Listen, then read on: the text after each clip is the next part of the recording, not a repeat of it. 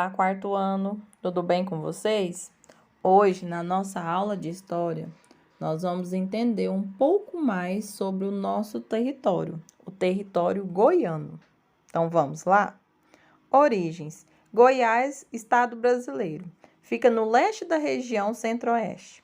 O nome do estado origina-se da denominação da tribo indígena Gaiás, que por corruptela se tornou Goiás. Vem do termo tupi, gaiá, gauá, iá, que quer dizer indivíduo igual, gente semelhante da mesma raça. Então, essa é a origem do nome Goiás.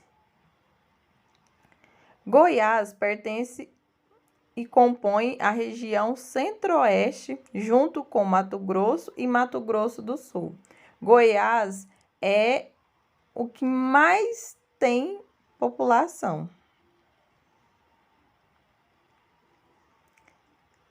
Foram expedições organizadas e financiadas pela coroa portuguesa, ou seja, eram empresas estatais, visavam a exploração do território dentro dos limites estabelecidos pelo Tratado de Tordesilhas. Então, assim começou o povoamento de Goiás. Expedições organizadas pelos jesuítas. Os jesuítas tinham criação na região norte, Amazônia e Pará. Um sistema bem estruturado de aldeias de aculturação indígena. Buscando indivíduos para essas aldeias, os jesuítas organizaram diversas expedições fluviais que, subindo o Tocantins, chegaram a Goiás. O descobridor de Goiás foi Bartolomeu Bueno da Silva, filho Anhanguera. Isto não significa que ele fosse o primeiro a chegar em Goiás, mas sim que ele foi o primeiro a vir a Goiás com a intenção de se fixar aqui. Por quê? Porque Goiás chamou a atenção de muitos indivíduos, pois era um dos mais ricos em minério. O achado do ouro promoveu a fixação do homem ao território goiano. O lançamento das bases da colonização portuguesa. O Anhanguera foi nomeado o superintendente de Minas e funda o Arraial de Santa Ana, na região do Rio Vermelho, que depois seria chamado Vila Boa, o mais tarde cidade de Goiás, sendo durante 200 anos a capital do território. Então, por 200 anos, a cidade de Goiás, mais conhecido para nós, como Goiás Velho, foi a capital de Goiás. Empresas privadas constituídas com base no sistema de ações e que cada bandeirante tinha uma participação nos lucros de acordo com os seus investimentos. Então, assim começou as empresas, os grandes negócios de Goiás. Ainda na primeira metade do século XVIII, Jaraguá, Corumbá e o Arraial dos Courus, Formosa, na rota de ligação de Santana e Pirenópolis a Minas Gerais. Nos caminhos para a Bahia surgiram São José do Tocantins, Niquelândia, Traíras, Canhoeira, Flores, São Félix, Arraiz, Natividade, Chapada e Muquem. No auge da mineração, em 1750, o sul meridional era a região mais povoada, mas a expansão continuava ao norte com Arraiais do Carmo, Conceição, São Domingos, São José do Duro, Amaro Leite, Cavalcante, Palma, Paranã, Pilar de Goiás e Porto Real, hoje Porto Nacional. Ocupação setentrional de Goiás. Economia mineradora do século XVIII.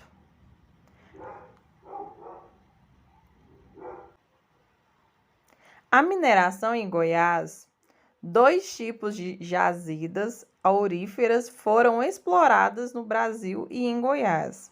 Jazidas sedimentares davam lugar ao que se chamava de mineração de cascalho e ouro aluvião. Observação: mineração de morro praticava-se de duas formas, ou por meio de túneis e galerias, mineração de mina, ou cortando a montanha, que é o talho aberto. Quanto ouro produziu as minas de Goiás? Não é possível dizê-lo com certeza, pois não se conservam registros das lavras nem de sua produção. Goiás foi o segundo produtor de ouro do Brasil, bastante inferior a Minas, aproximadamente 1/6 e um pouco superior a Mato Grosso.